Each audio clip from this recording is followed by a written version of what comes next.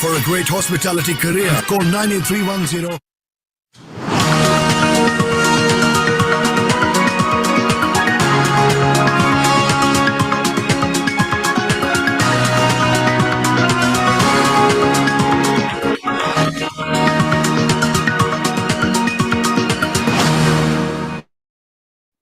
Good morning, good afternoon, and good evening to all the ladies and gentlemen who've logged in today from different parts of the world. Welcome to the special FIIHM Leadership Talk. In the series, ladies and gentlemen, today we're talking about post-COVID bounce back of hospitality and F&B globally, opportunities and challenges.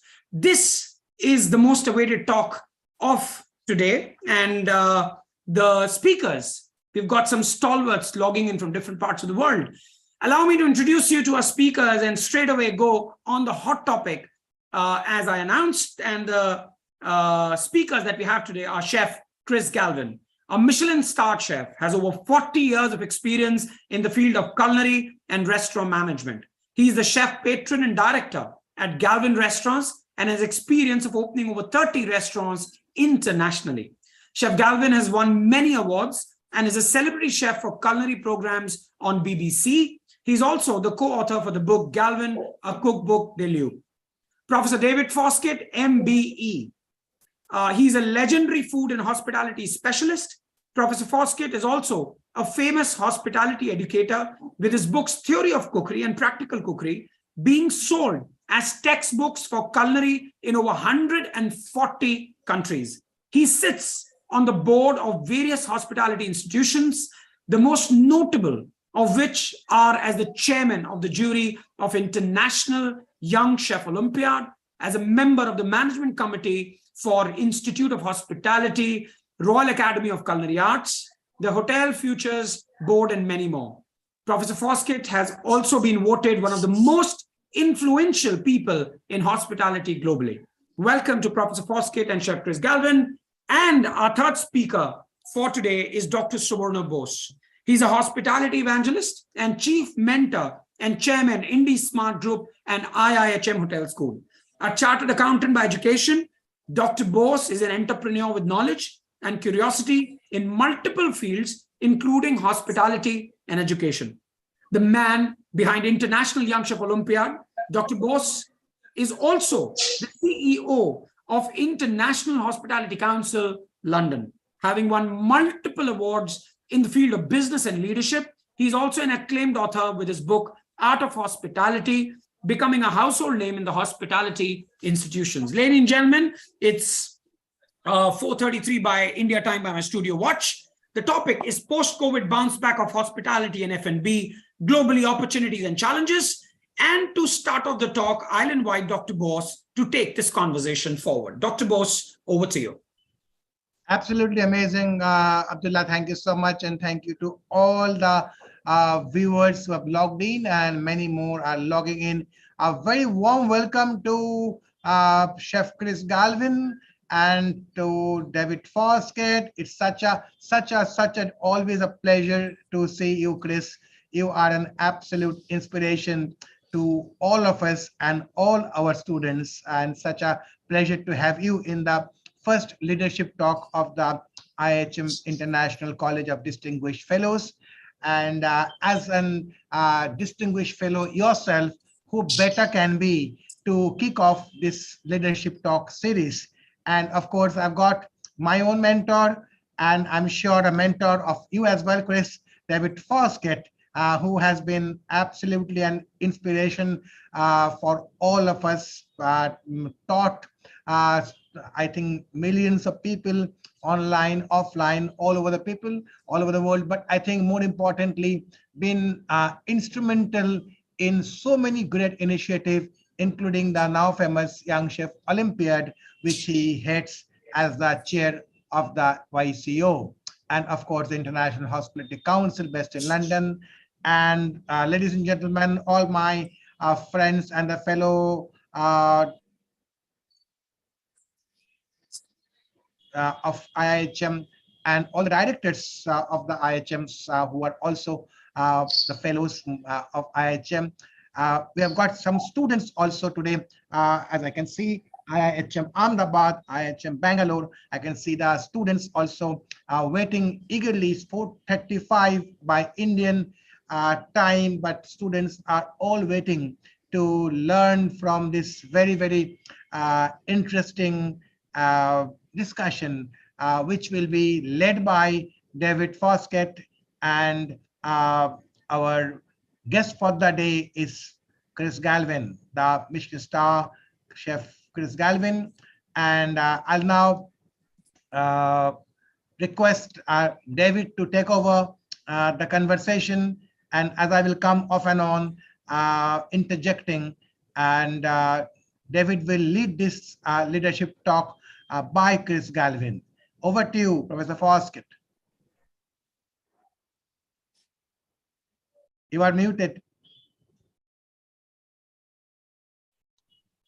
Well, thank you very much, Dr. Bose, and welcome everyone throughout the globe. This is a great honor and pleasure for me to speak to you this morning, and a special welcome to Chris Galvin, who I've known for many years as a leading hospitality restaurateur and hospitality expert in the field of food and beverage.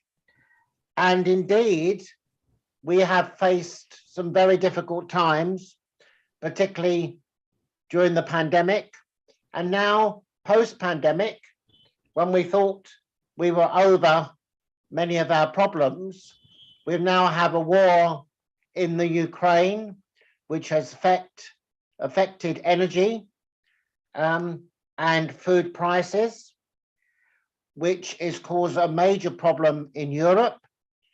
And it is a strategy for survival. Many independent restaurants, and this requires exceptionally good leadership, initiatives, and creativity. And of course, being sustainable and looking after the environment at the same time. We have to focus on consumer trends, differing consumer behavior, and cope with the energy crisis, the cost of energy, and also the manpower and employment costs, and the different skills that we need for the future. And the pandemic has left us with another big issue, is that it has changed the mindset of many people in the West particularly, where they were at home for many months and they rather liked being at home. And therefore, their idea of work and work ethic has changed significantly since the pandemic. And that's another challenge for leadership, how to motivate, how to inspire, particularly young people after the pandemic. So this requires very, very strong leadership. And I know that many leaders are tackling these issues. And we are privileged today to have Chris Galvin with us, who is tackling many of these problems from a daily basis, coping with the everyday issues, as well as developing a strategy for long-term survival and profitability, because it is about returns on investment. And perhaps we have to say, in the next 2 years, we have to not worry too much about making huge profits, not that we ever did anyway, but look at how we can just be sustainable and break even until we can overcome this crisis, particularly this energy crisis. And we will overcome the energy crisis. As we overcame the pandemic, we'll overcome the energy crisis. But it's how we manage that, how we move forward, and how we are very sensible. And when I go to restaurants, I look at restaurants and think, you know, you could be doing a lot more. I was at a restaurant on Saturday, and I thought you could be doing much more. First of all, from my point of view, the size of the restaurant, the actual menu was far too large. They obviously got far too much food waste, I would say. Huge menu. Trying to be all things to all people, and you can't be. And also, there was nothing on that menu that was telling me that they have sustainable suppliers, that they're looking at green issues. I would think that, you know, menus today perhaps should have a green star or some sort of green edging to say, we are green. We are, because I was very disappointed in the way the restaurant was actually portraying itself in post-COVID. And I think a lot more can be done. And consumers were asking, you know, while I was there, consumers and customers were asking about where's the beef from? You know, is it from sustainable farming, etc. And restaurants could be doing far more. So I think there's a lot to learn. And of course, if consumers are asking and they're happy, they will return. Yeah. Happy customers mean happy profits, hopefully, and they will return. So I'll pass you over now to Dr. Bose, who will again introduce Chris, who will answer some of these very demanding questions. No, Over to you, Dr. Bose. I think thanks, Professor Foskett. That was a very good introduction, setting the tone of the discussion. And I think you mentioned a very important thing, which is about sustainability. So when we talk about sustainability, the ecological sustainability, the social sustainability, the economic sustainabilities, all are, I think, equally important, equally relevant in the post-COVID era. I think, of course, ecological sustainability was always there, but I think social and economic sustainability is now even more important because we need to look after the employees. There are challenges in the staffing and manpower. And of course, you mentioned very nicely about the green organizations. So I think I will request you to lead this, and if you can ask Chris the questions, and then I'll come after that. Okay. That's fine with you. Chris, I know that you face many challenges, but if you could just outline your overall strategy for recovery at this difficult time. Thank you, David. Good morning, Dr. Bose. Good morning, everybody. Good morning, David. It's interesting, you know, I think it's important, you know, when we look at a bounce back of hospitality, opportunity, challenges, and forming a strategy, is to look at the backdrop, which you've painted really well. It probably, when we opened from the pandemic, we suddenly realized we're probably 20% down on staff who weren't going to return. They never came back to business, which was a disaster. And many senior managers, you know, some people irreplaceable. We had, you know, punitive, ever-changing legislation that we had to try and interpret. There was fear and lack of confidence in customers. The Russian invasion of Ukraine, which led to food costs, growing costs with grain, which was needed for cattle, fuel costs. You know, for example, here at La Chapelle, our electricity used to be 7,000 a month, is now 27,000 a month. And it's not abating, it's still growing. So all that was profit. You know, we've had 3 prime ministers in a year. Thank God we've got an Indian to try and sort our way out of this. So we've got strikes at the moment. You know, finally, this will be the first December in 3 years where people can celebrate. But now we have strikes, which might take all that business away. So we're trying to form strategies on this backdrop, plus our consumers and customers, their disposable income was probably lowest on record. So forming a strategy from that has been hard work, and it's something we're having to do. You're quite right, David. It's every single day we got to really look at what we're trying to aim for. I sit on lots of restaurants, P&Ls and board meetings, and it's generally agreed that the survival phase is over. And, this is where we come on to opportunities. And, I call it Operation Phoenix, it's rising from a fire. How are we going to do it? And so the strategy first is to look at a brand check. We look at our brand and ask ourselves, who are we? What is our DNA? We know we're family run, ethical, absolutely spot on. We need to be sustainable, not just words. We need to be genuinely sustainable, working with integrity. We need to develop a customer trust, which we have.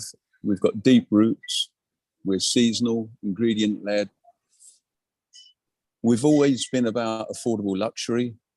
Lots of our guests are aspirational customers. And so then we do a sense check. Is that who we are still after this mauling of the last 3 years? And we think, yes, we sense check that. So next thing is to reassert and establish who are our guests. And that's an important one. What are the demographics, what market segments, because that has changed. As Professor Foskett rightly mentioned, people have been at home now and working from home and rather enjoying it. And so when we looked at, what happened to our staff, where did they go? We know it's not just Brexit, it's behavioral, it's human behavior, where people decided, I don't want to work weekends, I don't want to work in the evening. And we won a big award recently. And I went to Milan to pick up the award, and there was 150 of the best chefs in the world. And every chef I talked to from Argentina, Chicago, Sydney, Melbourne, Germany, France, Spain, all have staff shortages. And so it's not Brexit. Brexit hasn't helped, but we all have the same issue. So as Dr. Bose mentioned earlier, we've got to look at how are we looking after our staff, how are we treating people properly.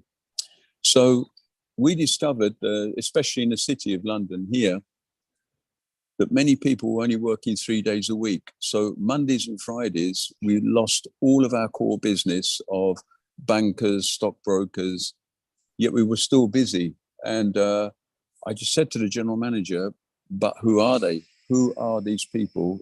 He said, well, it doesn't matter, we're full. I said, no, it does matter, because we need to know, how do we market to them? How do we look after them? How do we enhance their experience? So we looked at, if it's someone's birthday, we made sure there was a card for them. We made sure there's a cake, a glass of champagne, and we extend that. We track birthdays, we track anniversaries, we track people having new jobs, following up, how's your new job going? And it's just that personal touch and making sure we go the extra mile. We've had to look at a lot of new techniques with our new strategy, and that's utilizing technology, something that Professor Foskett always, taught me decades ago, to reduce labor. Well, it's not to reduce labor, it's labor we don't have. And most importantly for us, this is something like pay at table, where customers are, certainly corporate customers are cash rich, but time poor. When you look in a restaurant and you see guests waving to get their bill, A, they're not going to come back because they don't have the time. And B, we don't have staff to get to them. So finally, we've got implemented a system with a QR code where people can pay, they can split their bill, they can leave tips, and that's been a massive help to us. Take risks. A lot of boardrooms I sit in, and I look up to far better business people than myself. The one word that comes out of their mouth is risks. We've got to start to take risks now. And I think that's great advice, but of course, calculated risks. One thing is very clear to us, we've got to achieve more with less, which sounds a ridiculous statement, but we've got to work out how can we do more with less. And so we kind of worked out that there's certain non-negotiable steps in coming to a restaurant, having a meal, being served, getting your bill and leaving. There's certain non-negotiable steps along the way that we can't tamper with. But there are lots of other things that we can do, such as you suggested, Professor Foskett, smaller menus, more manageable, working that farm to table better, looking at the steps we're taking. Someone had a bright idea of asking all the staff, you've all got Apple phones, or you've got phones that can track how many steps you do every day. How can we do 1,000 less steps? And we had a prize for someone to come up with the best way to reduce 1,000 steps. And it was intriguing how people work more efficiently with a smaller workforce. We looked after our workforce. Pay has probably gone up 15 to 20% increase in pay. Hours have tumbled. We've had to reduce the hours that we traditionally worked. And so probably staff doing 20, 30 hours a week less. And so we're saying now, who's going to pay for that? It has to be a guest. So just when guests don't have the money, we've got to put our prices up, which is another challenge. We've got to invest in new ideas, refresh old ideas, talk to competitors, learn from each other, look at other winning brands like cars, airlines. I looked at an Audi, the latest Audi car advertisement is a car that doesn't exist. It's a car of the future, driverless. The guy jumps in, the steering wheel disappears, he relaxes, and you say, wow, this brand is innovative. It doesn't even exist. There's some in America, I know, but this is what I'm talking to our team. I've made all our senior managers look at this advert. They're advertising something that's futuristic, and we've got to think that way. We've got to think in the future. Something very interesting that I'm looking at is remodeling. Remodeling is when you take a business and actually turn it upside down and examine the model, because they don't last forever. And a good case to look at is Netflix versus Toys R Us. Toys R Us didn't react to a change in consumer behavior. Netflix used to sell DVDs, but what they did, they've actually remodeled twice. So for your students, it's a very interesting case to look at remodeling and being pivotal. Forensically explore your revenue generating areas. Traditionally, hospitality, we work 30% beverage, 70% food, or 40% beverage, 60% food, or 50-50. Very often we don't look at the beverage area. We put maximum effort on food delivery and watching our food cost, food flash, margins. But do we really examine the beverage side? 40, in our case, it's nearly 4 million of our sales is on beverages. Are we watching it carefully? Are there opportunities? So at the moment, we're exploring this in our remodeling. Can we do retail? Are there extra revenue streams? Something we've learned in this country is that many businesses are reporting they've had to close, traditional 7-day-a-week businesses, they've had to close 2 days a week, but they're making the same revenue in 5 days as they were 7. So that's a model to look at. Very often we make 50% of our profit in December. Is that something we look at? We're re-looking at private dining, our private dining model, our exclusive models, and refurbishment. Does our business look attractive? Is it an attractive? All of our buildings are trophy sites, but are they still attractive? And we need to examine that. And it's going to be investment, but I think we need to take the risk of that investment. To finish, I would say remain positive. Leaders in businesses must remain positive, must remain optimistic. I've scribbled down hundreds of ideas some I've pulled out of a bin later. You know, often you return to them. So interesting times like I never thought I'd live in, but they're fun, and it's just a different landscape now. Thank you, Chris. That was very inspirational. Thank you. I think a few points I want to raise is when Sir Marcus Seif was head of Marks and Spencer's all those years ago, when they were #1 in the high street, they're not #1 now, but they were #1. He used to say to his board, who are our customers? What market are we in? And that's absolutely key. And you touched on that, Chris, by who are your customers now?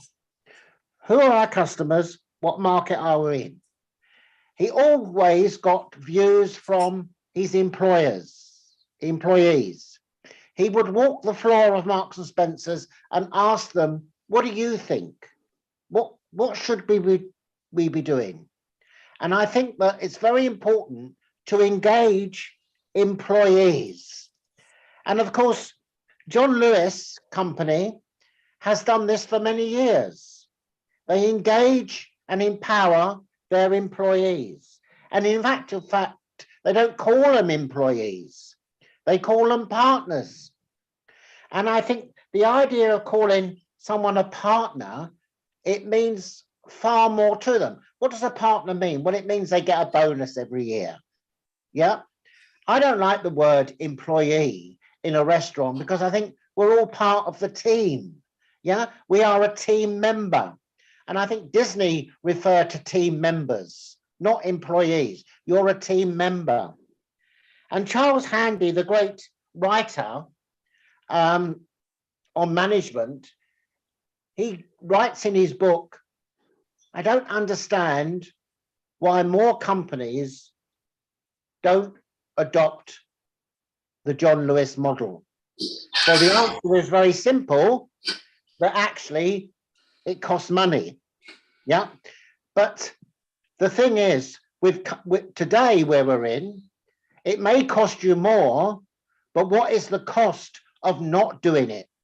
What is the cost of not doing it now? We have to remodel. You talk about remodeling, Chris. I used to show a film to students every year about remodeling a business. And it was called Kinky Boots. And Kinky Boots is a very famous, true story. Yeah, it was on the West End stage. And Kinky Boots was the owner of a Oxford Brogue shoe company in Northampton, was left the business by his father in massive debt. No one were buying Oxford Brogue shoes anymore. And he had to think of remodeling the company. And he found a product that was boots, fashionable boots. And he asked a consultant about the boots, and she said, you're not selling boots, you're selling sex, kinky boots. Now, this is a very famous, true story. And likewise, a Rolex watch is not a Rolex watch, it's not a watch. People don't buy a Rolex watch to tell the time. They buy a Rolex watch because of lifestyle, because of who they are. I've got a watch, but my watch was £80, not £8,000. So it's what you're selling is important. And when you talk about remodeling the business, what are you actually selling? And I think we have to teach students that, and leaders have to think, but they have to think outside the box. Now, in this country, what I've found in the last few years, that we have some of the worst leadership and management I've ever come across. Yeah, because they are thinking of the old school. They're not necessarily taking the risks. They're not thinking outside the box. They're not flexible. And I think if we're going to get through, or any company or restaurant, you've got to be flexible. You've got to think outside the box. And I think with your members, team members, I'm not going to use the word employees. I think you have to be firm, fair, friendly, and you have to be flexible. And flexibility is the key. And that's the way you can respond to the market. Who are our customers? What market are we in? And if you read Charles Handy, he would be appalled, if he was alive today, he would be appalled by what is going on with some of our leadership and management in this country. It's appalling. Yeah, I come across this every day. People are not thinking outside the box. They're not creative enough. They're not innovative enough. Chris, you are one of the most creative, innovative chefs. And that's how you've survived so many years. That's how you've grown. But there are many people in the industry that don't think like you. You have to think differently. You have to think outside the box. And that is so, so important. So, Dr. Absolutely, Bose, absolutely, Professor Foskett, right on the point. I've got an interesting question to Chef Chris Galvin. Chris, you mentioned about how you are looking at your team members, associate, and the new skill. I mean, post-COVID is very interesting, as you said, and as in the India as well, we are finding it to be extremely interesting, if I can use the word. And one of the major challenges, of course, is the manpower, the staffing, and I think it's a global phenomena. And so I'd like to know from you how you are handling the new skills in the post-COVID era in your employees. What are the new skills you are going to impart, or you are imparting, and making them work with the new skills? And also I'd like to ask you about the manpower issues which you are facing and the industry is facing. Thank you, Dr. Bose. The main skills that we need now are flexibility, and something I should have added to the challenges is that our colleges, our universities have also had major funding cuts. There's a severe lack of apprentices coming through. So our traditional routes to skilled labor, people that were training and developing people, has almost come to an abrupt halt. So we've got to bring people in and have lots of patience, look at what they can do, look at aptitudes like motivation, desire to work, and we've got to change how we work before. And what we're finding is the workforce want flexibility. What I actually did, very interestingly, I was at a talk with the Royal Academy, and a very young entrepreneur got up. He's opened a restaurant which is 100% based on sustainable product, and they're packed. They're absolutely packed. They're making big money, but a lot of the older chefs, you know, the cobwebs hanging off of the guys. They're saying, "Oh, not in my day. I know you can't do that any. You know, we didn't used to do that." Well, those days are over, and we've got to listen to what young people want, what young people desire, what our customers want. And our customers want to know that we're looking after our people. So I then took it on myself to ring every 1-star, 2-star, 3-star Michelin chef in England and ask them how they were coming through this. And it was very, very interesting what people were saying. Many of them were saying that their work patterns are 4 days on, 3 days off. Some chefs were saying the chefs work 3 days on, 4 days off. Exactly as Professor Foskett just mentioned, more and more restaurateurs are offering their staff profit share, like John Lewis.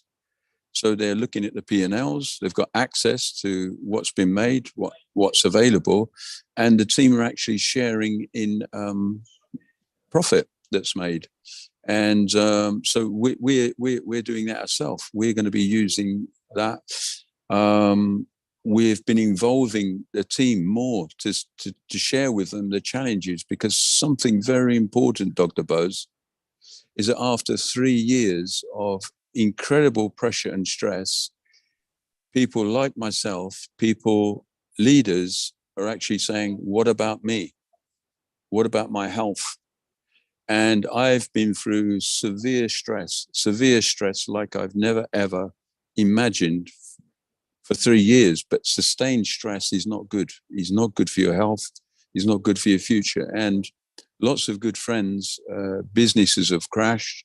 They've been, sadly, they've had to retire or stop doing this job. So we must stay healthy. We must put everything into perspective. Good doses of optimism and looking at looking at other models. That's what I do all the time. I often look at America.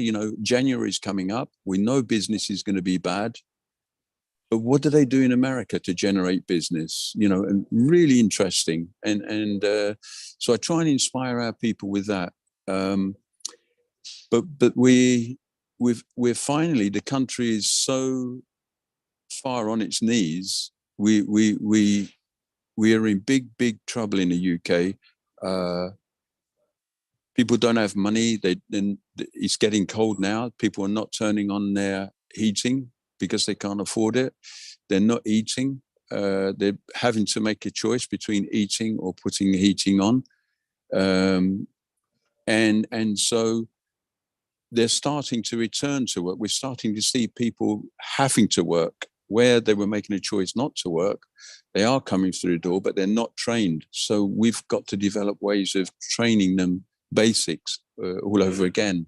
But it's flexibility on the side of the staff, flexibility on owners, and looking after them, better staff meals, better benefits, looking at creative rotas. My youngest son works for Fortnum & Masons, which is one of the greatest stores in London. And they actually, on their phones, they can pick and choose when they work. So they have a monthly rota, and they just click on days that they decide they want to work. And 2-3 years ago, we would say impossible, but now we have to accept that. And actually, it works. And so we have a healthy workforce, and we have a business that is going to come through this. But, I think I said before, I think the pandemic has just propelled us 10 years into the future. And there's lots of good stuff, lots of better work conditions, better pay, better hours. And but we're just having to deal with it much sooner than we would have thought of. Yeah, I think when you say, Chris, the shortage from colleges, you're quite right. I think the problem is huge. And one of the biggest problems we have in this country, in the UK, is simply because the education system now is not fit for purpose. And many people would agree with that. If you want to read a very interesting book, it's called The Great University Con by 2 professors. And basically they're saying that there are far too many law graduates that are not going to get jobs in law. Far too many pure academic degrees where people are coming out and they have no skills. If people study hospitality, of course, they've got a range of skills, a range of transferable skills. But the problem we've got in this country is that the academic system and the education system is not fit for purpose.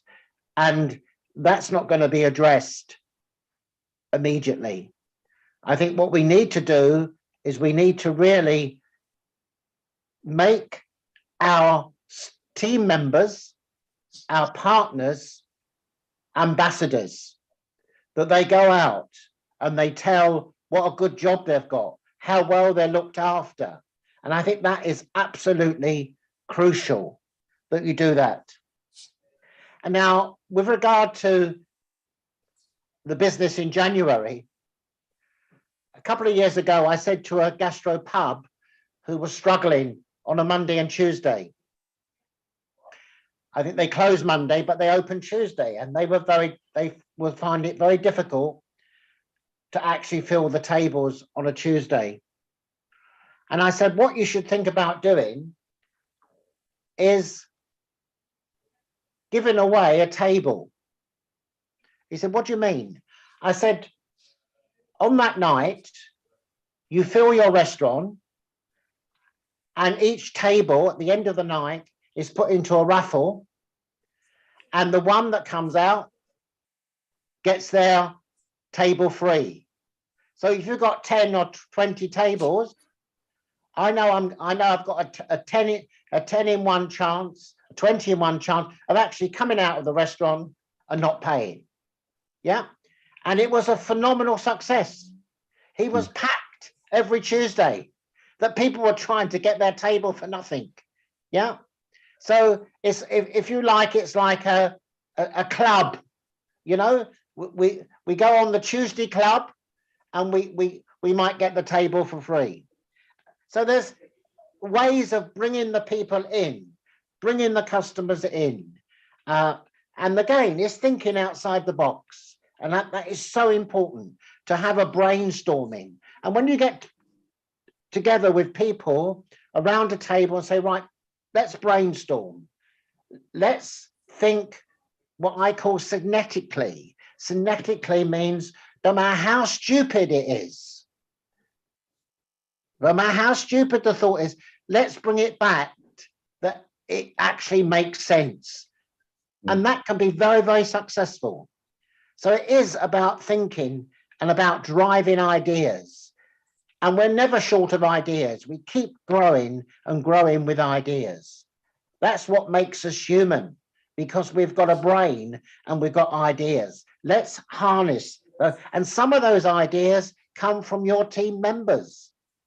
Yeah. And they mustn't be frightened to suggest. Yeah. And there you are. So I think that it's now time to take perhaps some questions from the floor. We have a question, Professor Foskett, on the food delivery from two of our very senior FIIHM, Mr. Vijay Vanchu and Mr. Rocky Mohan. And so I'd like to ask Chris and David both have asked that they believe that food delivery is a big disruptor, and it's going to grow bigger and bigger as a bigger business. So Chris, your take on the food delivery.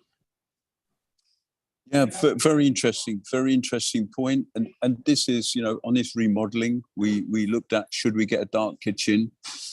What's happened, you know, basically in the first round of closures, the first year of the pandemic, we lost £1 million, but we made £1 million through deliveries.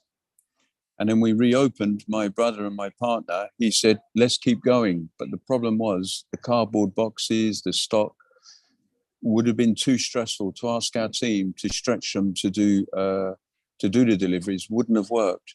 Lots of my friends actually closed their Michelin star restaurants and carried on with the delivery business because it was so lucrative, because it worked so well.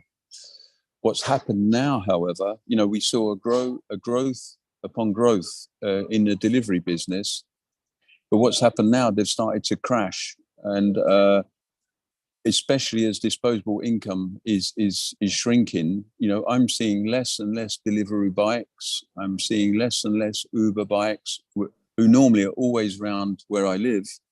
All of a sudden, they're disappearing. And I'm speaking to colleagues that did, you know, go into dark kitchens, that did continue a delivery service, and they're saying, the bottom's fallen out of it. It's not working as it did. Pizza companies, I see Pizza Express, they've created a different base that retains 5% more heat, but really they became so expensive that people don't have that sort of disposable income anymore. So I would say definitely in England, deliveries, they've plateaued. And if not plateaued, they're starting to dive. So, but it could be the economy.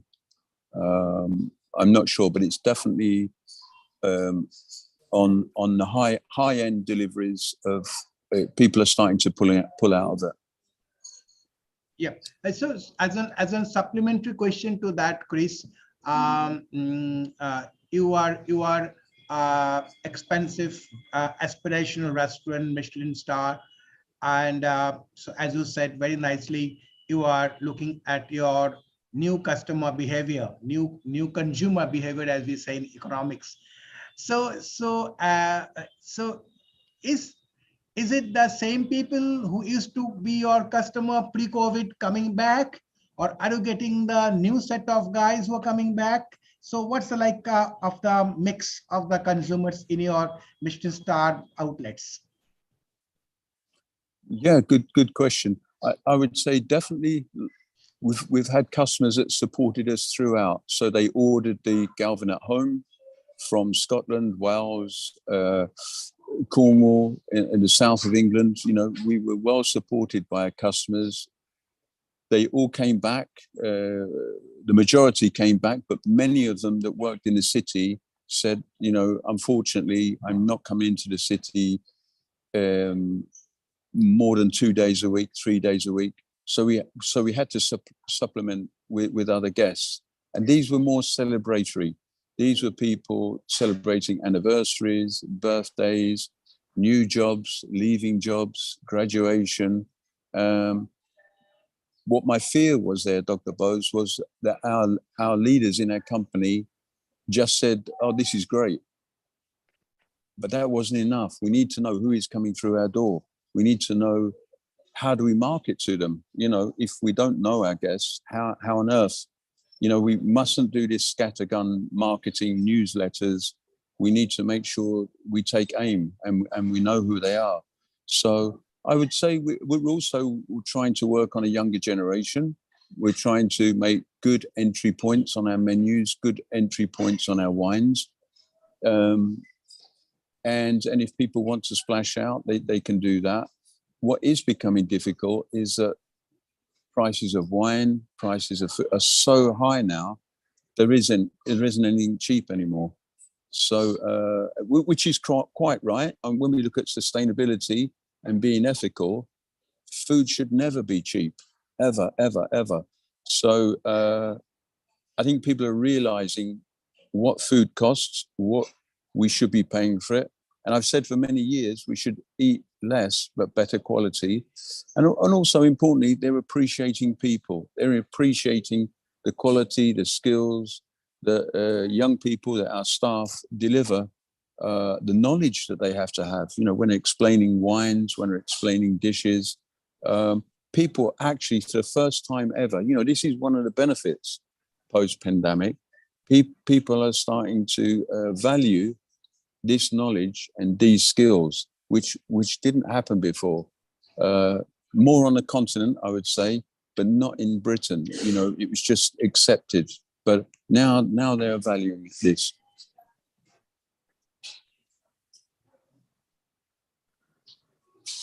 Absolutely. That truly explains the new consumer behavior. As in India, of course, we can see that a lot of young people with disposable income are spending. They are actually spending than ever before, and they are going out. Delivery, of course, is growing, but then they're going out and eating in more expensive restaurant. I think the concept of the savings has now changed. The young millennials don't want to save so much of money. They want to travel. They want to go to different places, enjoy life, have a good meal in a good restaurant. They don't mind spending a few thousand quids on a dinner and travel. I think since the international travel was under a lot of stress, there has been a huge domestic tourism in India. And I could see all over the India, I travel all over the India, I see a lot of young people, young family, young couple, they're traveling and spending a lot of money, which is a great thing for the industry, which was not there previously. It used to be very limited, especially in a place like India, where people would like to save and have their own apartment or own car. Now, young people don't want to buy cars. They said, we have got Uber and that's great. Why should we buy a car? Why should we spend and block our money on an asset which we don't need? And I think things are really changed post-COVID. I think health-wise, people have become much more health conscious.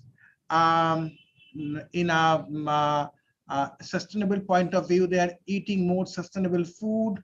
They are changing. A lot of young people have seen eating a lot more vegetarian food like ever. I mean, I've never seen a lot of people. I'm a non-vegetarian, but I'm myself eating more vegetarian than I ever did in my life.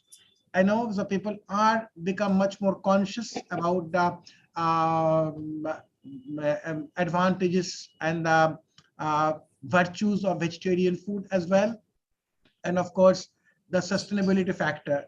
And you have rightly put, Chris and David, about the social sustainability is equally important as in the ecological or the environmental sustainability. I'm very happy. Today is the 1st of December, and India takes the presidency of the G20 from today, from Indonesia. So it's a group of the 20 most powerful countries in the world. And from today, for the next 3 years, India would be leading. And one of the major commitment made by our Prime Minister Modi is on sustainability. So being the leader of the G20 is a huge thing, but I think his commitment towards sustainability augurs very well for our hospitality and tourism industry. With that, I'd like to ask David to have the final question, and then we'll round it off. Over to you, Professor Foskett. Okay, thank you very much, Dr. Bose.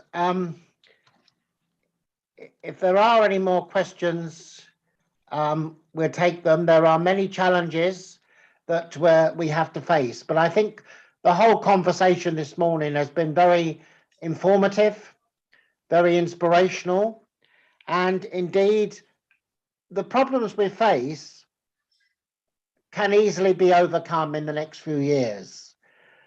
At present, our biggest challenge is not so much food costs, but energy costs. Energy costs are the big problem. And of course, in the housing market, it's mortgage rates and it's rents. I don't think people mind paying a bit of extra for good quality food and sustainable food. That's not the issue. We have to overcome these interest rates and the energy costs. And I think what's been important this morning, we've had some a very inspirational talk from Chris, who's very much on the shop floor, dealing with this on a daily basis. And that's important that we hear from what's happening on the shop floor. And we can see that hopefully there's light at the end of the tunnel, that Chris has shown us the light, that coming out of the darkness eventually, if we think differently and are flexible, but we must think differently. We must remodel. We must think of our team members differently. We can't now say you're employees. You're very much an important part of the team. You're one of our partners. You're going to lead us out of this. And I think that's what's so important. So it's putting these theories to practice and move forward. And I think we can do that. We can really do that. And also your employees or your team members or your partners, they are your ambassadors. Give them a good experience, look after them, and they will bring in other team members. That's the key. So what we have to do is we have to talk up the industry. We have to talk up the industry. Yeah, that's so important. Let's talk it up. Let's talk hospitality. Let's talk jobs. Let's talk our way through this with our employees to find all the solutions to the problems that we have. Together, with our thoughts, we can do it. Together, we can overcome these challenges. Thank you for listening. Absolutely, David. Thank you so much, Brother Foskett. That has been an absolutely inspirational session. Very positive. Things are looking up, and I'm sure that we are slowly but certainly coming out of the turbulent clouds of the pandemic. Yes, there are challenges. And as Chris said, that the most stressful years of all of our life, people who are in business, running business, chefs, everyone went through absolutely possibly the most stressful 3 years. But yes, I think health is extremely important, and COVID actually taught us that not to take anything in the life for granted, and health, I think, should be a priority for all our students who are tuned in live. I think it's very important what Professor Foskett mentioned, that your future is in great demand, because nowadays, if you are good, if you are skilled, if you are really have the leadership and the sustainable skill. I always say sustainability is an employable skill. It is not no more the lip service of the politicians. Sustainability skills are employable. If you have got skill where you can reduce waste for the company, make the employees happy, make more money from the local produce, it will bring better, it will become a great ambassador for the hotel or restaurant, but also you become much more employable. So I think it's very important for the young student to understand that, like social skills, sustainability skill is very important for employment in this post-COVID new normal, where we are looking at good people throughout the world. Your future is very bright. If you are good, I think the industry will absolutely lap you up. But as I said, I must repeat, you have to be really committed, very passionate, and have to be good in your skills, and I have to be genuinely sustainable. So with that, I like to hand over to Abdullah. But before that, Chris, any last word? Just a quick. Yeah, no, I think you touched on something very important. Certainly my visits to IIHM and meeting the amazing lecturers, teachers, support facility you have, and the students are highly employable. You know, the UK we are behind now. We are behind, and I look at what's happening in India, Asia, where the positivity and the understanding of needing to develop, to take personal ownership of their training, they're going to be you guys are going to be head and shoulders. You're going to have a great head start against a lot of people setting out. And it's, you know, what's important today is that it's an industry. Hospitality is something I loved from the day I went into hospitality, and I loved almost 50 years later. I love even more today. So they say find a job you love and you never work again, and that's true. So I think for all the young students, for everybody watching, you know, what you do, Dr. Bose and the team, is amazing, and the employability is high. You know, you guys are very fortunate, and good luck, because there's an exciting future out here. Think of the Audi car, the future. Think of, you can dream the impossible, and it is possible. So we're coming out of it. So thank you very much for inviting me today. Thank you for your time. Thank you, Professor Foskett. And good luck. I'll see you. I wish you a happy Christmas and see you in the new year. Thank you so you. much. Okay, thank you very much. Thank you so much. Abdullah, last words from you. Yes, thank you, Dr. Bose. Thank you so very much, Chef Chris Galvin. Thank you, Professor Foskett. Indeed, a lesson and a session that one needs to look out for. So much of learning we've got. And the summary is that we must remodel no matter where we are in our lives, no matter what we are doing. Remodeling our businesses is the key to survive. And to the students, well, it's all about being committed if you want to be successful. Well, I think it was an absolutely stunning session that we've got today. Thank you, Chef Chris Galvin, for coming and talking your heart out. Some amazing, points that we've discussed. And I think it is a learning process, and we all have learned today. Thank you, everybody, for joining in. Just about time for the session, and all the students and everybody who had logged in. You were tuned in to a session of FIIHM Leadership Talk, Post-COVID Bounce Back of Hospitality in F&B, Globally Opportunities and Challenges. Thank you for logging in. Have a pleasure. It was a pleasure to have you all, and have a lovely, lovely day. Thank you. Bye-bye. Take care. God bless you, everybody. Bye-bye. Thank you very much.